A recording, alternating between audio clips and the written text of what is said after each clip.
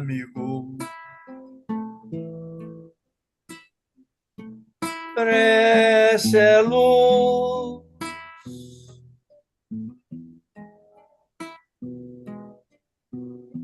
Ora, amigo,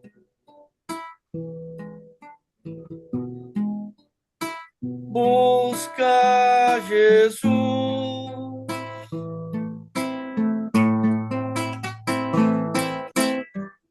Ora, amigo, e a calma vem. Serve contente, a melhor prece é o trabalho no bem.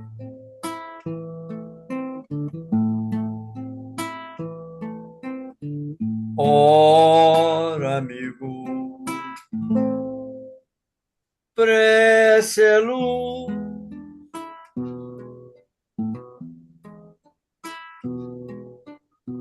Ora, amigo, busca Jesus.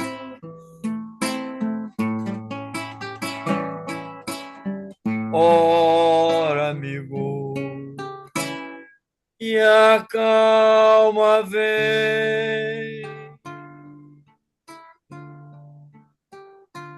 Serve contente, a melhor prece é o trabalho no bem.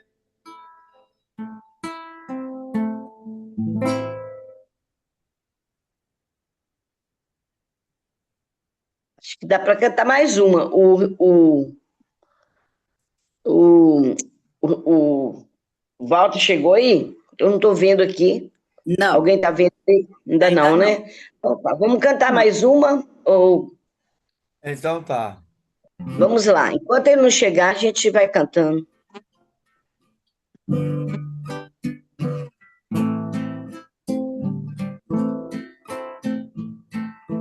Laraiá, laiá, laraiá, laiá, lará, lá, lará, laiá, lá, laraiá. Eu não sei dizer para onde vão as almas das andorinhas. Eu não sei, eu não sei, eu não sei dizer para onde vão perfumes de tantas flores. Eu não sei, eu não sei, eu só sei dizer que dentro de minha alma sinto a natureza cantando e chorando. Eu só sei dizer que sinto Deus sorrindo para mim. Foi? Chegou bem a mão na letra? Que sinto Deus Não sei. Aqui. sorrindo para mim. Hum. Laraiá, laiá, laraiá, laiá, lará, lá, lá, lá, lá, lá, laiá, lá, laiá, laiá. Eu não sei dizer para onde vão tristezas e alegrias. Eu não sei, eu não sei, eu não sei dizer para onde vão saudades e desencantos. Eu não sei, eu não sei, sei dizer que dentro de minha alma sinto a natureza cantando e chorando. Eu só sei dizer que sinto Deus sorrindo para mim, que sinto Deus sorrindo para mim.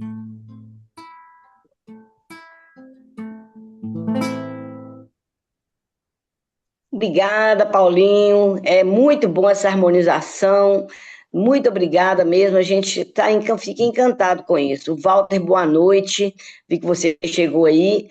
Agradecer a todo mundo aí que atendeu o nosso pedido, né? De chegar, a necessidade do Walter, que tão carinhosamente vem nos atender nesse estudo, e a gente mudar o horário. Com muito prazer a gente muda, tá, Walter? Não precisa de ficar constrangido. É muito tranquilo para nós isso aí. E a gente gosta demais de ter você conosco. Então a gente faz tudo para te escutar, tá bom? Muito obrigada mais uma vez. E nós estamos na hora. Procuramos te atender assim, devidamente. Estamos aqui, né? Para mim, 18h59. Nós vamos, então, fazer a nossa prece e iniciar o nosso trabalho. Eu vou pedir para todo mundo fechar os microfones aí. A Georgina e a Leda estão com o microfone aberto. Aí, se puder fechar aí para nós, tá? A gente agradece. Vamos fazer a nossa prece. Mestre amado, Jesus querido, estamos aqui mais uma vez, dando continuidade a essa nossa vontade de te conhecer, de entender um pouco mais do teu evangelho, para nos ajudar nessa reforma tão difícil interior de nós mesmos. Muito obrigado, Senhor, por nos trazer aqui, por nos conduzir a esses conhecimentos. Obrigado por esses amigos do plano encarnado e do plano desencarnado, com quem nós formamos essa corrente de luz, de paz, e pedindo, Senhor, nessa posição de eternos pedintes que somos, se conosco, nos fortaleça, nos dê, Jesus, aqui a condição para mantermos essa sintonia gostosa, prazerosa, sadia, que vem de encontro aos nossos males do corpo e da alma.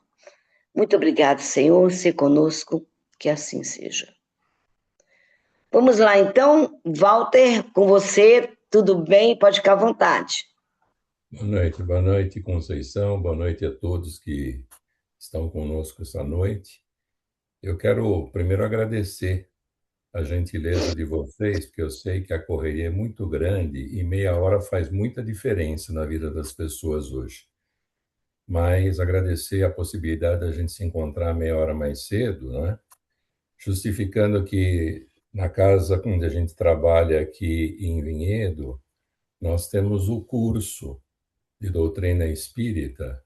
São 6 cursos diferentes. E eu sou responsável, juntamente com uma outra pessoa, por um dos cursos. E começa às 8 e vai até às 10 da noite. Então, a gente se divide normalmente, um dá uma parte, outro dá outra, e eu combinei com a minha coordenadora, com quem nós dividimos o curso, que ela começaria hoje, iria até umas 9, 9 e pouco, assim dá tempo de eu chegar. E como eu moro muito longe do centro espírita, estou 1,5 km só, né? É só terminar, dar um espirrozinho e eu já estou lá, graças a Deus. Então, eu quero agradecer vocês todos, tá, pela gentileza de adiantarem os seus compromissos e a gente poder estar junto agora, tá bom? Eu não sei se você chegou a dividir com o pessoal o material, mas eu vou tentar colocar aqui. Vamos ver. Eu mandei, sim, alguma coisa para alguns aí. Tá dando para ver? Tá.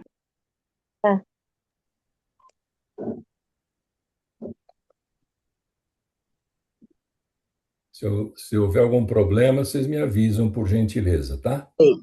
Mas a gente está vendo. Tá.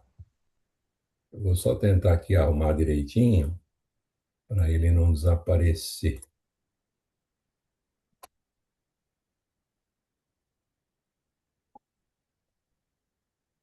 Só um minutinho, por favor. Ok, agora tá bom. Ok, todo mundo vendo então? Sim. Tá ok. Eu queria pedir uma outra gentileza para vocês.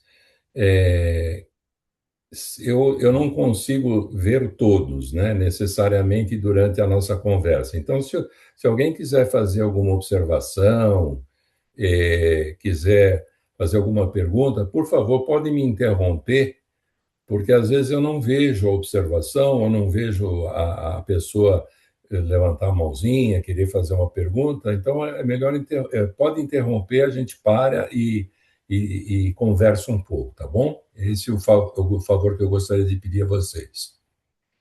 Então, muito bem. Como está aí na tela, hoje o tema proposto é sobre justiça, injúrias e reconciliação, né? Esse é o assunto. A nossa base evangélica está em dois evangelhos: Mateus, capítulo 5, versículos 20 a 26, e Lucas, capítulo 12, versículos 54 a 59. Então, para a gente começar, vamos fazer uma leitura rápida desses versículos para a gente ter uma ideia do contexto. E eu gostaria de pedir para um de vocês fazer a leitura do que está no slide aí. Dá para enxergar o que está no slide? Tá. Deixa eu ver. Tudo aberto. Tá, vamos lá. Não penseis que vim destruir a lei ou os profetas. Não destruir para sempre. Pois até que passe o céu e a terra, não passará o traço da lei, até que tudo. Oi. A sua internet está travando. Eu não sei se é só para mim. Ela está Você quer ler cortando. então, Silvia? Posso ler. Então leia, Silvia, que aí é melhor. Boa noite, Walter, querido. Boa noite, Silvia. Muito obrigado. Então, capítulo 5, versículo 18. Ou você quer que eu leia só o que está em negrito? Não, pode ir do começo outra vez, por favor. Tá. Não penseis que vim destruir a lei ou os profetas. Não vim destruir, mas cumprir. Pois amém vos digo, até que passem o céu e a terra, não passará um iota ou traço da lei, até que tudo se realize. Quem, portanto, violar um desses mínimos mandamentos e dessa maneira ensinar os homens, será chamado mínimo no reino dos céus. Quem, porém, praticar e ensinar, este será chamado grande no reino dos céus. Por isso vos digo que, se a vossa justiça não exceder a dos escribas e fariseus, de modo nenhum entrareis no reino dos céus. Pode prosseguir, Silvia, por favor. Ouvistes que foi dito aos antigos: não matarás, e aquele que matar estará sujeito a julgamento. Eu, porém, vos digo que todo aquele que se encoleriza com seu irmão estará sujeito a julgamento, e quem disser ao seu irmão raca estará sujeito ao sinédrio, e quem disser louco estará sujeito ao gena do fogo. Portanto, se estiveres oferecendo tua oferta sobre o altar, e ali te lembrares que teu irmão tem algo contra ti, deixa ali tua oferta diante do altar. Vai e reconcilia-te primeiramente com teu irmão. Então vem e oferece tua oferta.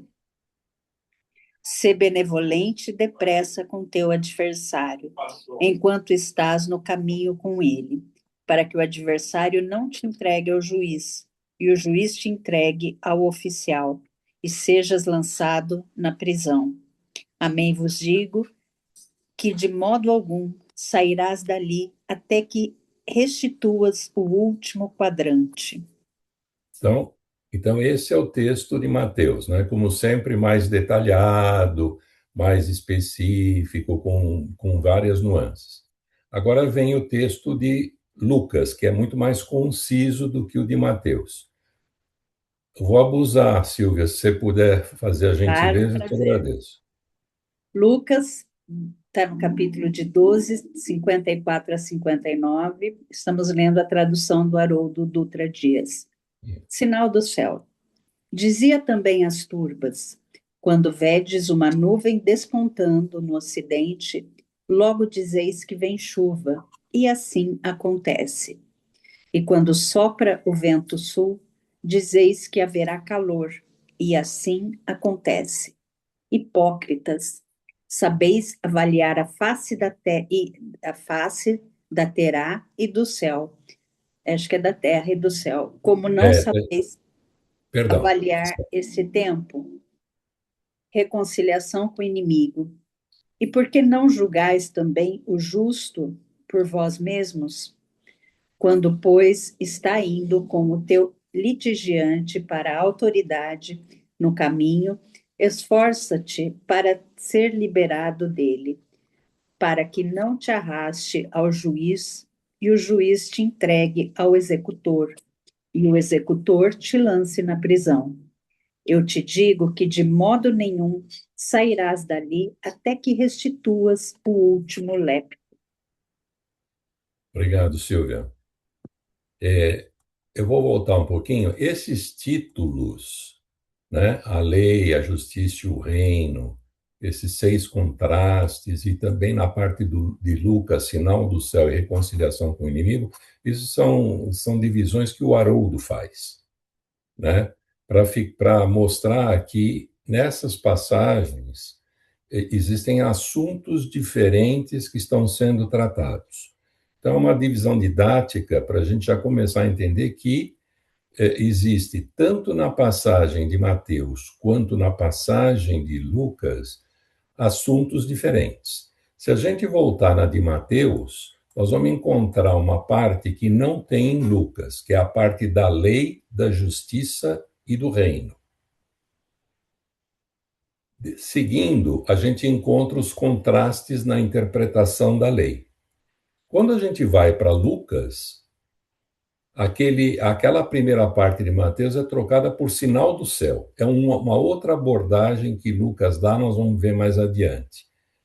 E na parte de reconciliação com o inimigo, isso está muito próximo de alguns dos versículos finais, principalmente esses últimos aqui, né, 23, 24, 25 e 26 de Mateus. Então, há pontos de convergência e há pontos de abordagens diferentes dentro, se a gente comparar os dois evangelhos. Uma outra observação, antes da gente prosseguir, é o seguinte: esse último trecho de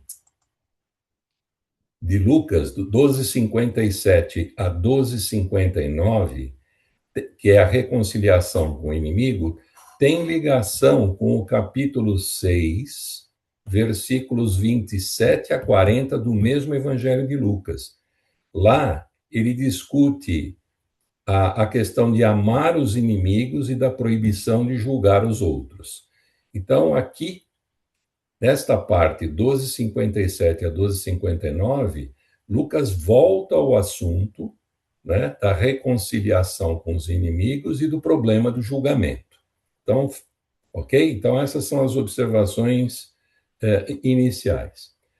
Para a gente visualizar, é sempre bom visualizar, vamos fazer aqui uma comparação dos dois evangelhos.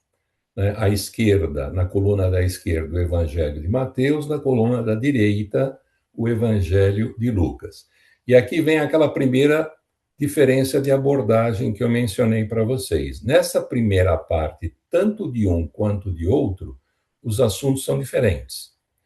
Mateus fala sobre a lei, a justiça e o reino, fechando com o versículo 20, que é o primeiro versículo proposto para estudo essa noite.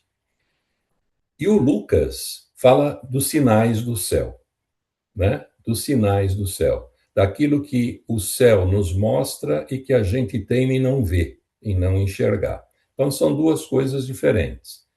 Depois, quando a gente vai para a segunda parte, aí já começa a haver uma certa semelhança, que é a questão do julgamento e da reconciliação com o inimigo.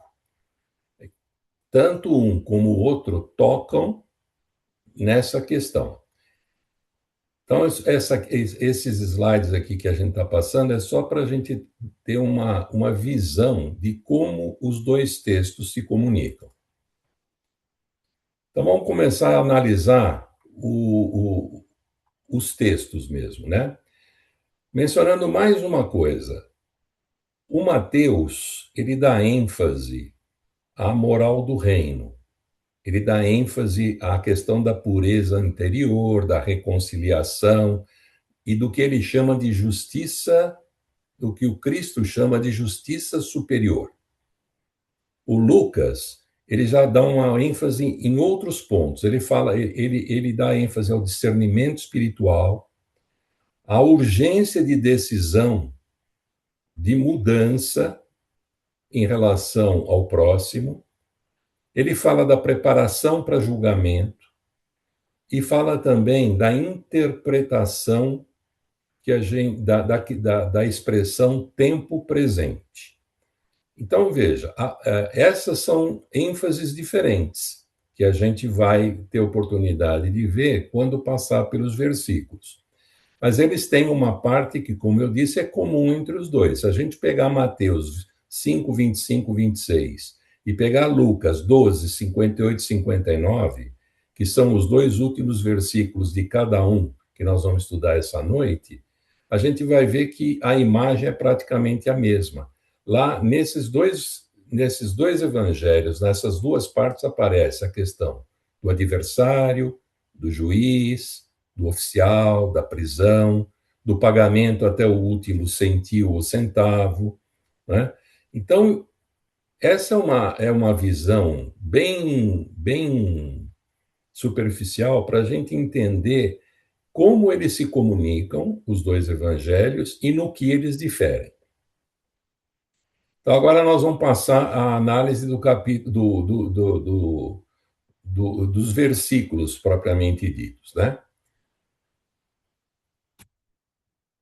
Os trechos do Evangelho de Mateus e do Evangelho de Lucas, eles fazem parte do quê? Do ensino moral de Jesus sobre alguns aspectos. Primeiro, sobre a responsabilidade que nós temos quanto à nossa evolução interior.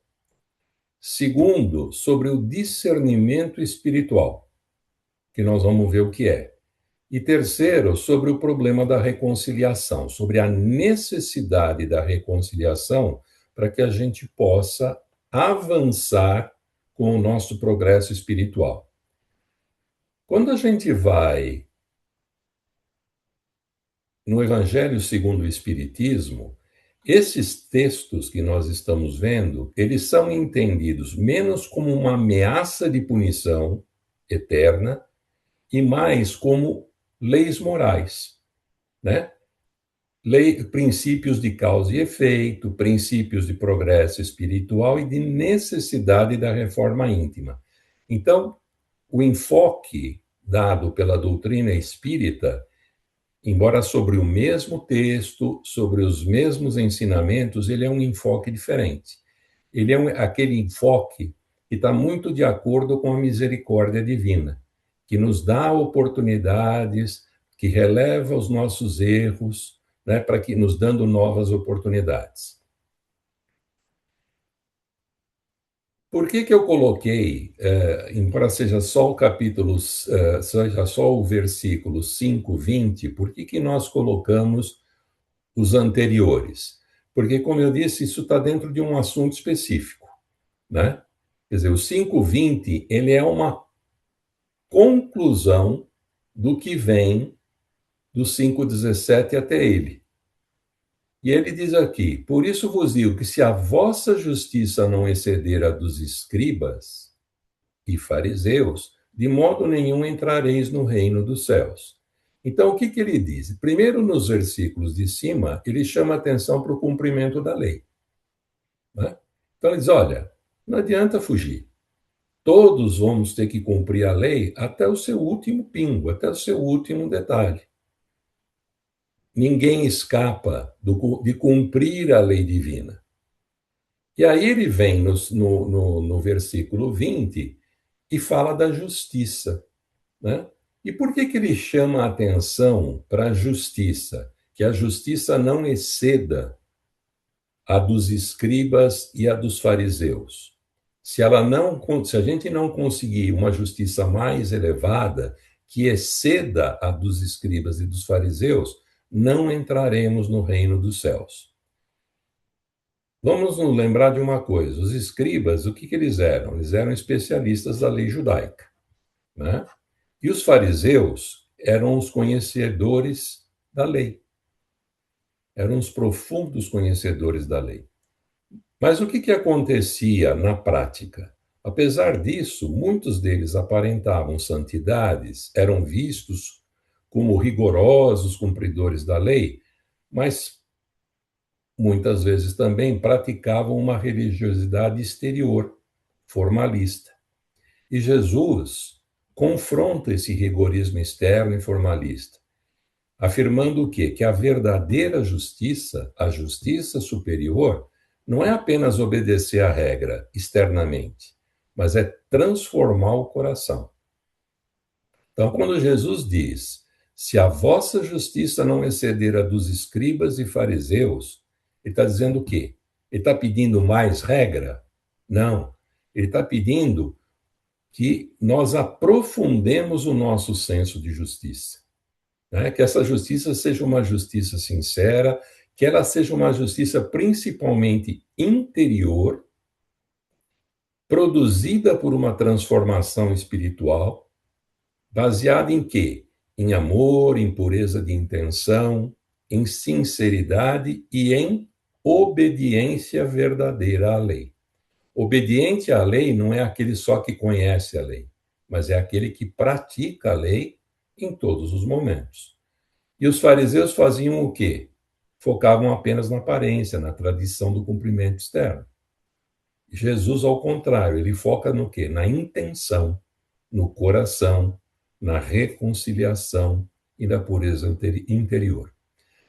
Se a gente levar isso para a doutrina espírita, isso se relaciona diretamente com a reforma íntima, com a nossa intenção moral, com a evolução do nosso espírito. Então, a justiça maior, a justiça superior, seria, no espiritismo, agir com amor e consciência. Não apenas aparentar a virtude, né? Mas desenvolver sinceramente essa virtude que vai culminar na caridade e na humildade. E Kardec frequentemente destaca que o valor moral está na intenção e não no esforço real de melhoria, né? Quer dizer, reconhece-se o espírita naquele que realiza todos os esforços possíveis para se melhorar dia a dia. Esse é o verdadeiro espírita. E qual é a aplicação prática disso que nós estamos vendo? Uma pessoa pode frequentar o templo, pode conhecer o evangelho, pode parecer correta, mas ainda assim guardar dentro de si o quê? Ódio, orgulho, desprezo, falta de perdão, não é? Quer dizer, as aparências podem ser umas, mas o conteúdo pode ser bem diferente. E Jesus mostra que o reino exige transformação real, né? Daí exigir a observância de uma justiça superior. Para se atingir o reino dos céus, nós precisamos nos modificar interiormente, né? Eliminando as nossas imperfeições, nos aproximando do cumprimento da lei divina em cada ato, em cada pensamento, em cada palavra, para que a gente possa merecer chegar no chamado reino dos céus. Então, essa seria a análise que algumas reflexões que a gente pode tirar desse versículo 20. E é por isso que o Haroldo diz: a lei, a justiça e o reino. Até aí tudo bem? Podemos prosseguir? Alguma observação? Ok, então vamos adiante. Aí nós entramos nos versículos 21 a 26. Então, eu vou pegar esses dois primeiros, o 21 e o 22, por isso é que eles estão aí negritados, né? Então, se a gente olhar esses dois versículos, Jesus está falando de assassinato, não matarás, né? E no 22, ele está falando de ira, de cólera. Então, o que acontece quando a gente vê esses dois versículos comparados um com o outro? O versículo 21, esse mandamento é o sexto mandamento da lei de Moisés: não matarás. Não é? No 22, Jesus amplia esse entendimento e fala: olha, matar não é só o que os judeus entendem como o homicídio físico, né? Jesus diz: olha, matar é também se irar descontroladamente contra o seu irmão. É insultar, é desprezar, é humilhar, né? Por quê? Tanto a ira como a cólera, como os insultos, o desprezo e a humilhação são sementes do mesmo assassinato de Jesus, trazido no mandamento cuja infração expõe o infrator a julgamento. Então, matar ou praticar qualquer um destes atos de ira, de cólera, de desprezo contra um irmão tem o mesmo efeito. Portanto, Jesus vem dar uma interpretação ao matar muito mais ampla, muito mais profunda e muito mais em consonância com o que é necessário a gente mudar, que é a nossa mudança interior, para poder merecer o reino dos céus, né? Isso tem muita consonância com essa ampliação, ela tem muita consonância com o chamado julgamento superior. Quer dizer, nós não estamos mais julgando ou praticando o julgamento de acordo com os escribas e fariseus. Nós estamos indo de acordo com o que é necessário pela lei divina para nos melhorarmos internamente. E aparecem algumas palavrinhas, né? No 5:22 aparece lá, raca, né? Quando ele diz assim: e quem disser ao seu irmão raca, estará sujeito ao sinédrio. O que é raca? Se a gente for ver com os historiadores, a raca é uma palavra de desprezo mesmo, né? Significa idiota, significa inútil, significa alguém sem valor. E ela era acompanhada normalmente por uma prática que era muito comum em Israel naquele tempo, que era a pessoa chamava o outro de raca e ainda cuspia no chão. Essa cusparada no chão era ainda um rebaixamento moral, né, que levava a pessoa ao máximo de desprezo perante todos. E aí Jesus fala assim: bom, muito bem, quem chamar o seu irmão, quem disser ao seu irmão raca, está sujeito ao sinédrio. Se a gente lembrar, o que era o sinédrio? O sinédrio, dentro da escala judiciária israelense, dos judeus, era o Supremo Tribunal Judaico em Jerusalém, né? Ele tinha as funções de julgar questões religiosas, ele interpretava a lei, ele exercia autoridade sobre o povo judeu, ele julgava crimes mais que nós chamaríamos hoje de mais hediondos, e era composto por quem? Por sacerdotes, anciãos e escribas. E Jesus menciona o sinédrio para ilustrar um julgamento que é muito mais sério. Então ele diz: olha, chamar o seu irmão com o adjetivo ou apelidado, chamá-lo por raca, constitui um crime tão grave perante a lei, que o julgamento se faz perante o sinédrio. Deve se fazer perante o sinédrio, que era o tribunal mais alto de Jerusalém. Mas Jesus continua. E quem disser louco estará sujeito ao gena do fogo. E o que era o louco? O louco era um insulto moral na época, né? O louco se referia ao ímpio, né? Quem que é o ímpio? O ímpio é a pessoa que vive em oposição a Deus, que rejeita os mandamentos, que demonstra desrespeito, tanto pelo Criador quanto pelo próximo. Esse é o ímpio. E quando alguém chamava alguém de louco, estava implícito nesse insulto essa qualidade de ímpio. Mas a coisa vai além.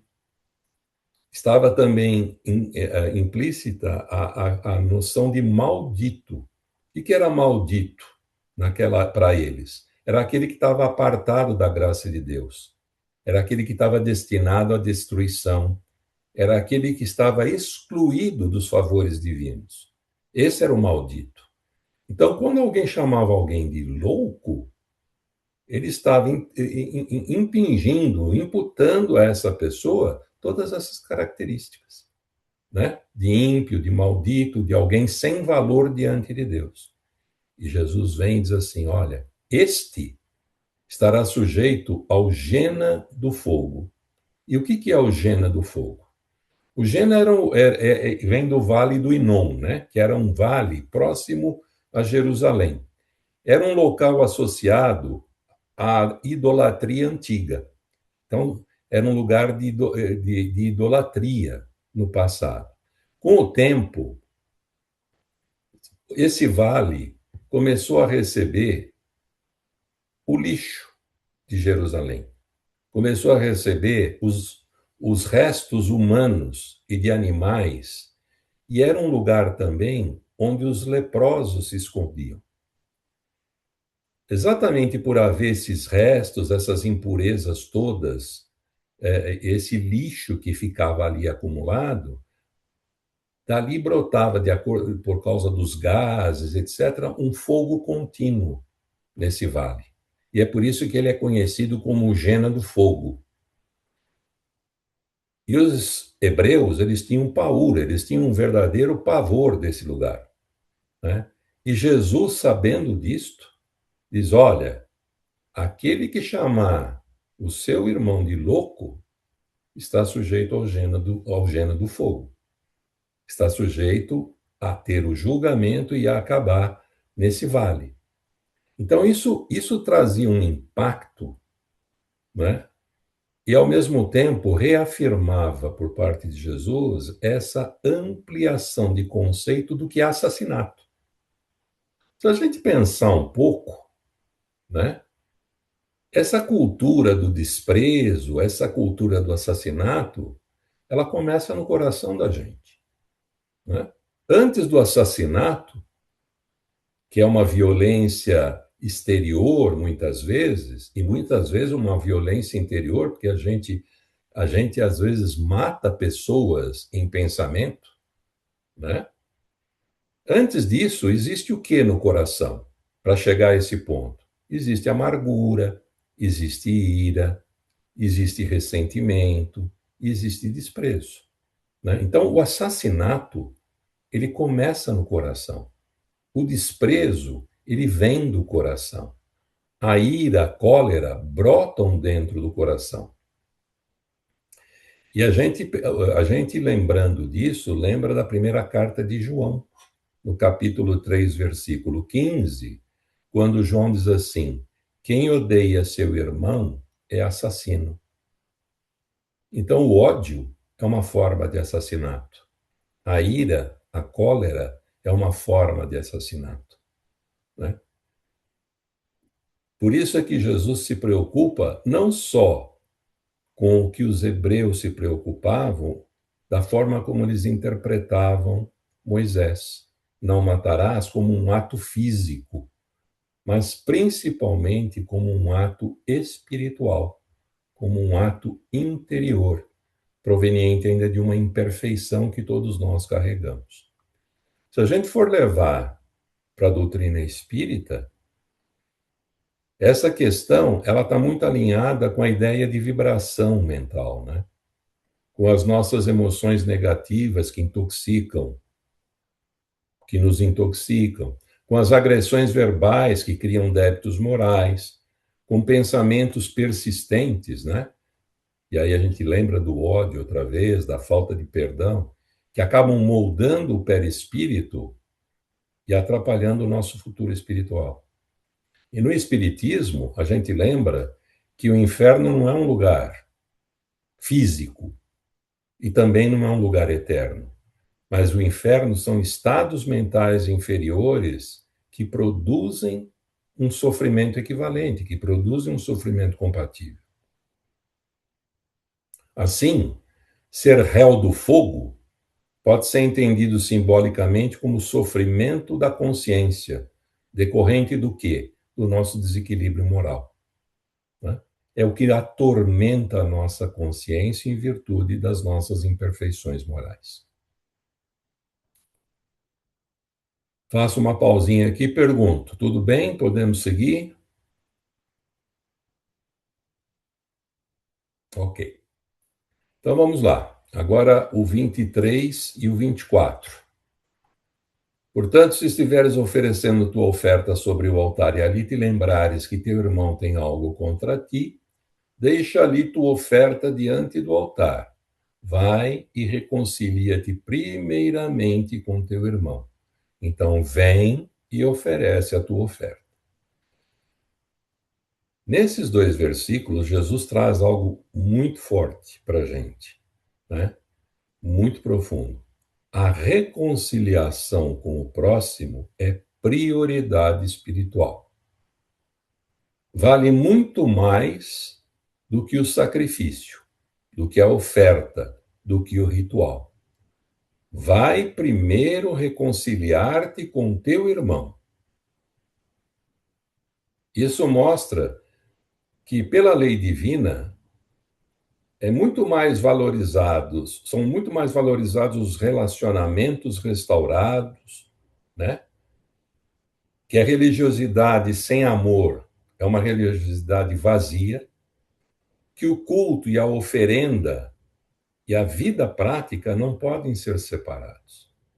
Então, se eu vou oferecer um sacrifício a Deus, se eu vou apresentar uma oferta ao altar, é necessário que este sacrifício e esta oferta estejam amparados pela forma como eu conduzo os meus passos, que tem que ser uma forma coerente. Não dá para ficar só na parte exterior, que Jesus tanto condena, né? Cultuar é importante? É.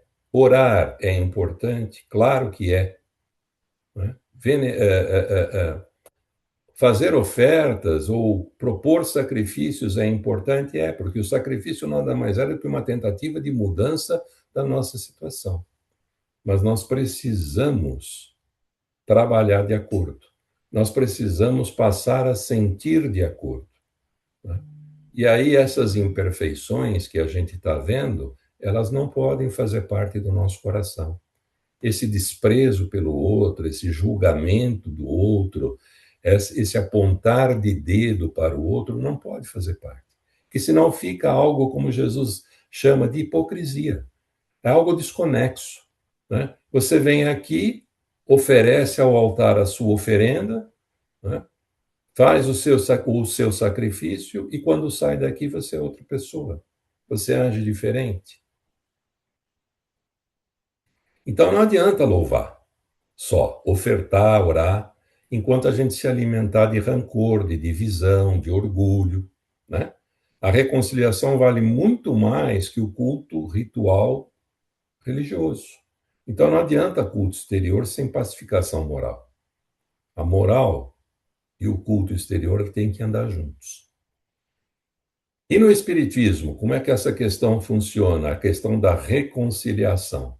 A gente aprende no Espiritismo que reconciliação é necessidade evolutiva, né? Os desafetos podem prolongar os vínculos dolorosos por encarnações e encarnações. E o perdão, a gente aprende que rompe esses ciclos obsessivos.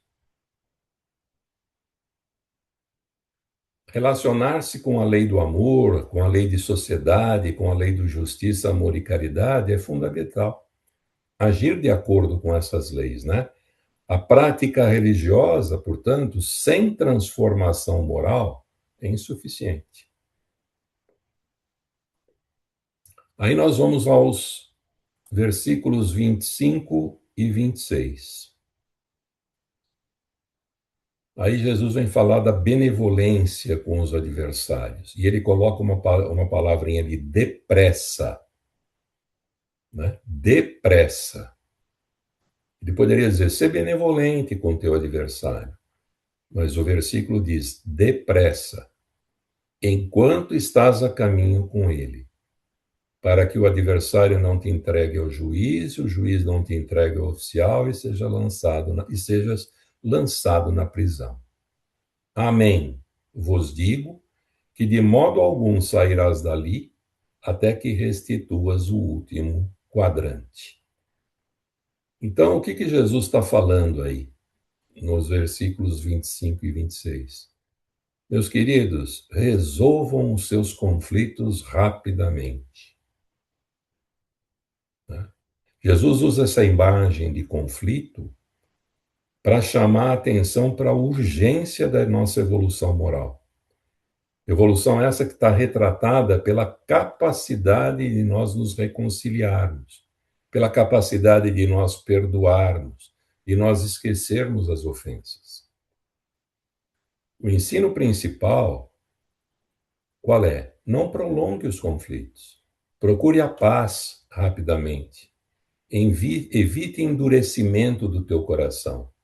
Conflitos não tratados, eles crescem, eles geram destruição, eles produzem consequências espirituais e emocionais. No Espiritismo, né, alguns termos aí que aparecem, principalmente no versículo 25, são interpretados assim, por exemplo, quem que é o adversário no Espiritismo, né? Reconcilia-te depressa com o teu adversário, ser benevolente com o teu adversário. Pode ser entendido como aqueles que nos desafiam, aqueles que nos confrontam, podendo ser pessoas, podendo ser situações, ou até as nossas próprias imperfeições e paixões internas. Esses são nossos adversários. Né? É visto como um elemento necessário para o crescimento moral, pois através do confronto com o adversário é que o espírito pode aprender, pode evoluir, pode passar a praticar as virtudes, como, por exemplo, a paciência, a tolerância, a caridade. Né? Então, esse conceito de adversário no Espiritismo é um conceito muito mais amplo. É um conceito que fala muito, não só das pessoas que convivem conosco e que nos afrontam, mas fala também das nossas imperfeições, das nossas necessidades de mudança, né? Daquilo que a nossa consciência hoje já nos aponta e que a gente ainda resiste em mudar. Esses são os verdadeiros adversários que nós temos hoje. E o caminho, né? Reconcilie-te ou ser benevolente depressa com o teu adversário enquanto estás a caminho com ele. O caminho simboliza o quê? No Espiritismo, a nossa trajetória de vida e de evolução espiritual. Né?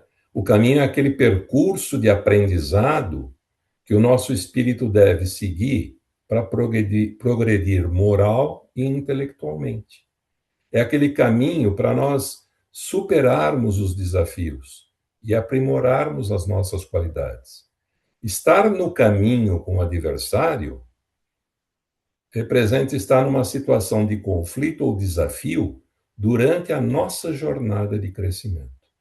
E aqui vamos lembrar de uma coisa. Se a reencarnação é a nossa grande oportunidade de reparação e de crescimento, é também a nossa grande oportunidade de confrontarmos os nossos adversários, mas também nos reconciliarmos com ele. E é por isso que Jesus diz, olha, não espera não, faça logo, né? Bota de lado egoísmo, orgulho, vaidade, que só obstruem o avanço espiritual, e trata de melhorar o que você tem dentro de você. Trata de superar certas dificuldades que você carrega. E uma forma de demonstrar isso, por exemplo, é o perdão, né? Algo que a gente tem ainda tanta dificuldade de praticar. Aí vem o termo juiz, né? Para que o adversário não te entregue ao juiz. Olha, vai lá e se reconcilia logo, antes que o teu adversário te entregue ao juiz. Quem que é o juiz no contexto espírita? Ele é a nossa consciência, né? Que é o tribunal da nossa alma, do nosso espírito. Ele também o juiz também é a lei divina, né? É aquela que é colocada diante de nós para ser seguida, porque é de acordo com ela que as nossas ações são avaliadas, né? O juiz é o princípio de justiça moral que a gente precisa observar e julgar quando a gente pratica as nossas ações, levando em conta o quê? As nossas escolhas, as nossas atitudes. Isso é o juiz.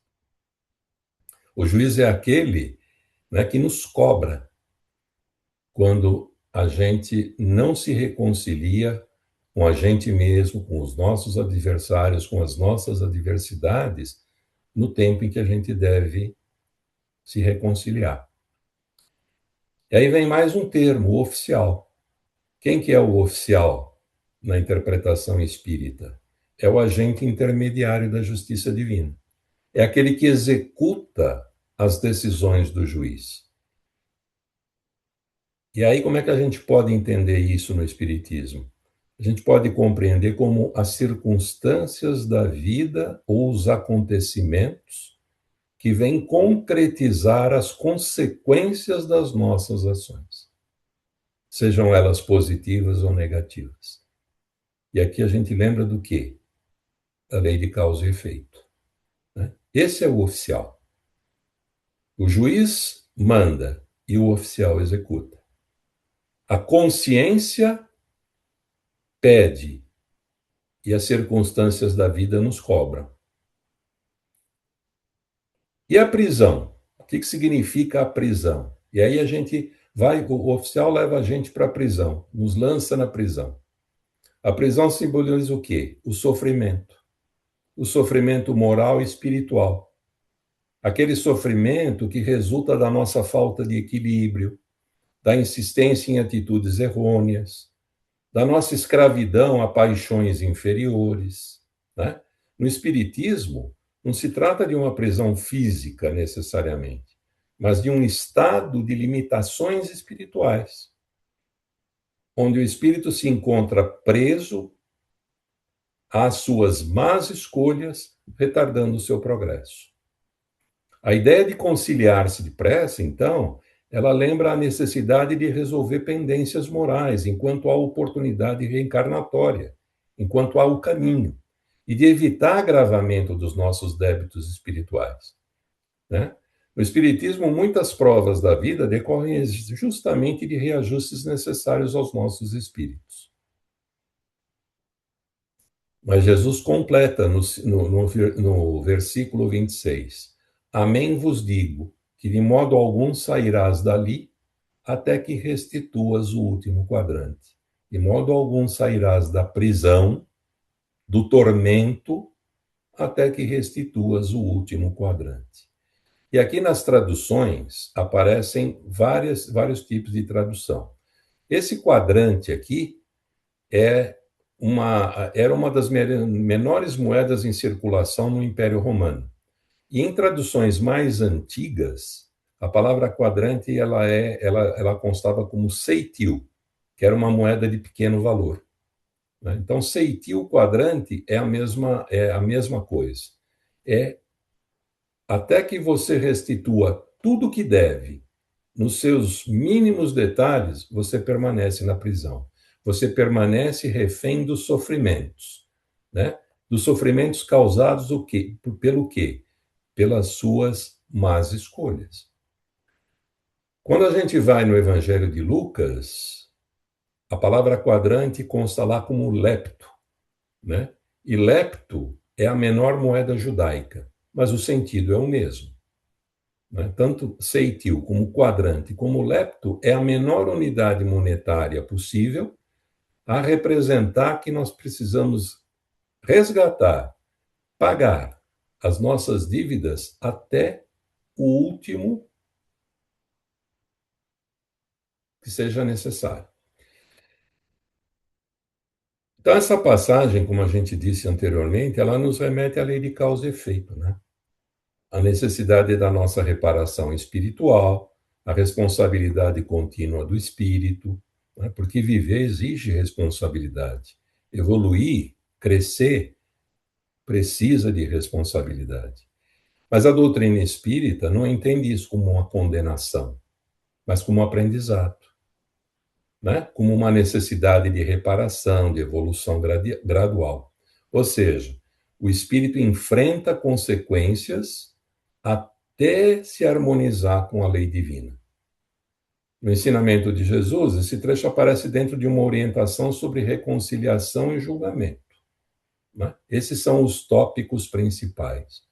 Ele aconselha a agir com benevolência e tentar resolver os conflitos de forma pacífica e justa durante a vida, para evitar consequências negativas que atrasam o progresso espiritual.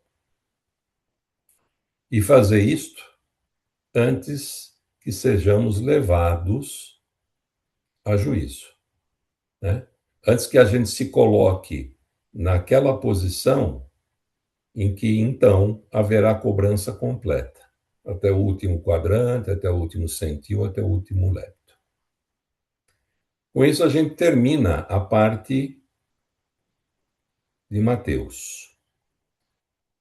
Alguma pergunta, alguma observação? Gente do céu, estou preocupado aqui. Ou está dando um sono danado? Podemos seguir adiante? Então vamos lá. Aí em Lucas 12, 54 e 59, nós vamos encontrar uma primeira parte que é bem diferente de Mateus, né? Do versículo 54 a 56, Lucas traz um outro enfoque que não é trazido em Mateus. Mateus, se a gente olhar os versículos que lá estão, que a gente acabou de fazer algumas reflexões sobre, Mateus está falando para os apóstolos, está falando para os discípulos. Jesus está falando para os discípulos, lá em Mateus. Aqui, Jesus está falando para o povo, está falando para a multidão. Porque, olha, dizia também às turbas. Dizia também às turbas, né? Quando vedes uma nuvem despontando no ocidente, logo dizeis que vem chuva, e assim acontece. Quando sopra o vento sul, dizeis que haverá calor, e assim acontece. Hipócritas, sabeis avaliar a face da terra e do céu. Como não sabeis avaliar este tempo? Então veja, aqui, Jesus está chamando a atenção para uma coisa. O povo, para quem ele falava, sabia prever o clima, né? E como é que o povo previa o clima? Olhando os sinais naturais, os sinais da natureza. As nuvens, o vento que vinha do sul, o calor. Mas apesar de saber prever clima, de saber olhar esses sinais naturais, Jesus diz assim: vocês não conseguem reconhecer o tempo presente. Vocês não conseguem reconhecer o momento espiritual que vocês estão vivendo com a presença do Messias.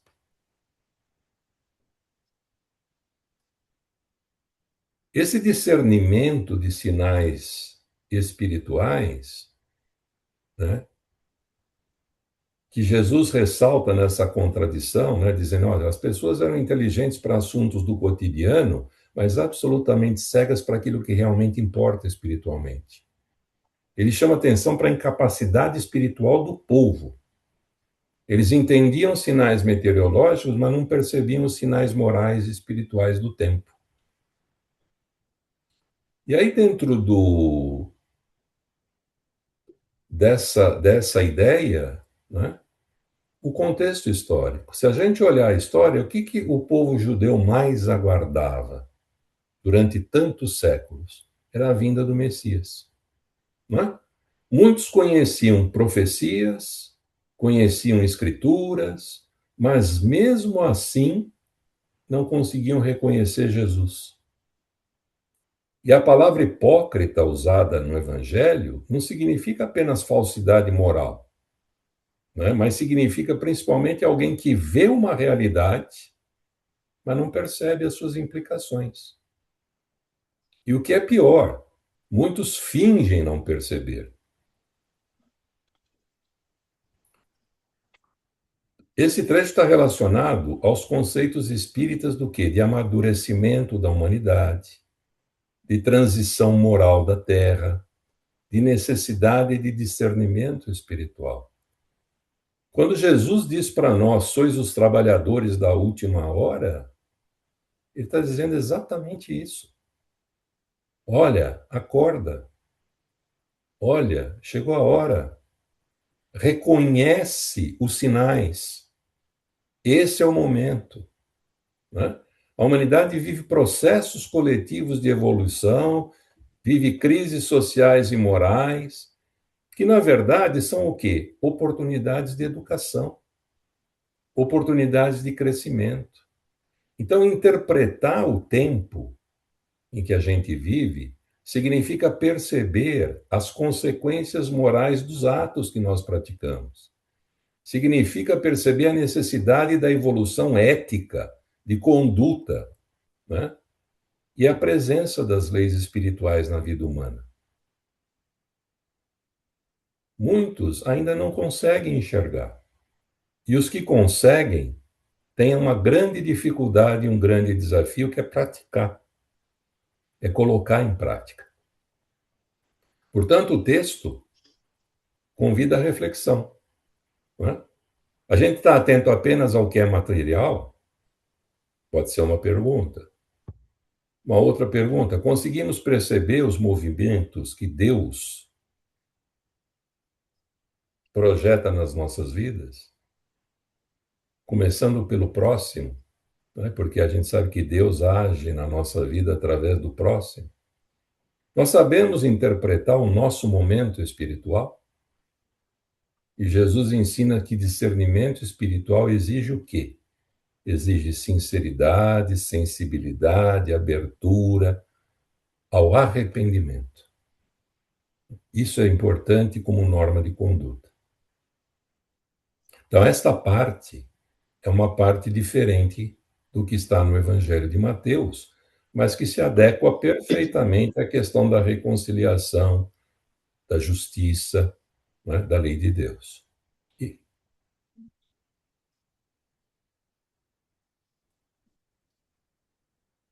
E a última parte é a reconciliação com o inimigo, que aqui é muito similar ao que está em Mateus. O que nós vemos aqui nesses versículos 57 a 59? A urgência da reconciliação, né? Aqui o tom muda. Aqui Jesus fala sobre o julgamento, né? A metáfora que ele usa aqui também mostra um devedor, um acusador, um juiz, uma prisão. Vejam que aqui é muito similar ao que está em Mateus. E o ensino central que ele nos traz aqui é: resolva a situação antes que seja tarde. Resolva a situação antes que lhe traga mais sofrimento. Resolva a situação enquanto é possível pagar abatendo seus débitos.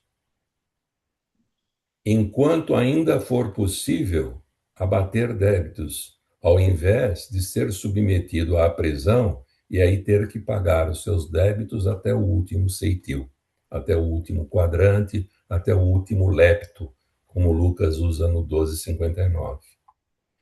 Isso no plano humano, né, se refere aos conflitos que devem ser reconciliados rapidamente. Se refere ao orgulho, se refere à demora, que agravam as consequências. Jesus alerta para a necessidade do arrependimento enquanto há tempo. Ele alerta que para que orgulho e demora agravam as consequências. Então, em linhas gerais, gente, esse é o contexto dessas passagens. Eu só queria, antes de terminar, eu queria deixar uma provocação aqui diante, e essa provocação eu mesmo já me fiz, né? O que é que Deus já me mostrou e que eu ainda resisto em reconhecer? Essa é uma delas. Existe alguém com quem eu preciso me reconciliar? Meu Deus. Eu estou adiando as mudanças que são importantes para mim e para a minha evolução? Eu tenho discernido apenas aquilo que é visível ou também já consigo discernir o que é espiritual? Então, essas são algumas provocações para a gente em cima dessas análises que a gente fez aqui. Eu acho que é isso, Conceição. Não sei se cobrimos tudo, se era isso o que havia de expectativa, mas o que a gente pôde levantar no estudo foi isso. Isso mesmo. Puxa, vocês estão me escutando? Estou com Estou. problema, desculpa. Mas então tá ótimo. Isso mesmo, o Walter, foi muito bom. E era isso mesmo, a gente está. Eu fui lembrando, toda vez que você ia falando, eu ia lembrando lá do inferno, quando falava da questão do remorso, sabe? Que a gente não pode deixar a culpa se transformar num remorso, porque aí nós vamos ter problema sério, até mental, né? Problema obsessivo. E como vem culpa quando nós estamos de mal com alguém, brigado com alguém? Porque a gente faz uma retrospecção e vai vendo as nossas falhas, né? Vai vendo os nossos momentos difíceis, e isso vai gerando uma culpa e vai adoecendo a nossa mente, o nosso espírito. Você ia falando, eu fui lembrando no capítulo, acho que 23, Código Penal da Vida Futura, que fala sobre essa questão, sabe? E foi muito bom, é muito bom mesmo a gente estar, né? Nosso papel Está de picotando a sua fala. Está picotando a sua fala. Está falhando, Conceição. Sua fala está falhando, Conceição. internet, casa aí, não posso fazer nada. Não depende de internet, tá bom? Gente, semana que vem, a gente vai ter um estudo com a Sônia Jacome, tá? O nosso estudo vai ser sobre adultério, juramento, Mateus lá, capítulo 5, versículo 27 a 37. Muito bom também, a gente já conhece a Sônia e vai ser como foi hoje também. Ô, Walter, muito obrigada. Vai lá continuar o seu trabalho. Muito bom. Muito bom, Conceição, porque a gente... Oi. eu queria falar só uma coisa com o Walter sobre Pois nós não. ficarmos calados. Hein, Walter? Oi, José Carlos. Sobre nós ficarmos calados por causa da sua didática, que é muito boa. E quando alguém entra para interromper e questionar qualquer coisa, costuma desviar um pouco o assunto, o outro entra também. Eu acho assim que ouvir você, eu gosto muito de ouvir você, já ouvi você em outras Obrigado. ocasiões e realmente eu gosto muito de ouvir você. E, então é por isso que eu acho que é melhor ouvir, né? Mesmo assim, a gente ainda tem dificuldade para entender 100% as coisas, né? E eu agradeço muito você, tá bom? Um grande abraço. Eu é que agradeço, Né? Zé Carlos. E E o Walter, Zé Carlos tem meu muitas querido, contas de pérola para poder complementar o nosso estudo, né? Ele precisa aprender a fazer isso porque ele complementa. O nosso NEP é assim, né? É um cordão de pérolas que a gente vai trazendo. A É. gente precisa se educar mesmo para não fazer da nossa sala um divã, né? Porque a gente às vezes quer fazer da nossa sala um divã e conversar sobre a gente não a gente tem até um espaçozinho de aconchego, de acolhimento, mas a gente precisa assim somar mesmo os nossos parcos conhecimentos com quem vem trazer para nós. A gente agradece muito e o Zé Carlos tem um pouco de razão, né? A sua didática é muito boa, vai trazer, a gente fica com medo de interromper e perder os ensinamentos. Né? A gente vai te agradecer, está na hora de você sair, Walter. Eu que agradeço vocês terem antecipado, tá? Para essa Tá? meia hora e agradecer pela atenção e eu espero que realmente tenha trazido boas reflexões. Ótimo. Sim, sim. A Verinha quer falar alguma coisa, né, Vera? Diga, Não, Vera. estou falando que foi sensacional, por isso que nós ficamos calados. Isso, é E não isso que o tinha Zé nada a Carlos falou, acrescentar. verdade, Ele é o professor verdade. e nós somos Obrigado, Vera. Obrigado. alunos. ô Walter, Ô, deixa eu Walter, só. fica à vontade, tá? Para você sair. Ô, Ti, para Fica à finalizar, vontade para nós você faltamos. sair. Fala, Vai dar Cristina. O que que foi? Ele podia dar continuidade do 5h27 até o 5h48 na próxima, da outra semana.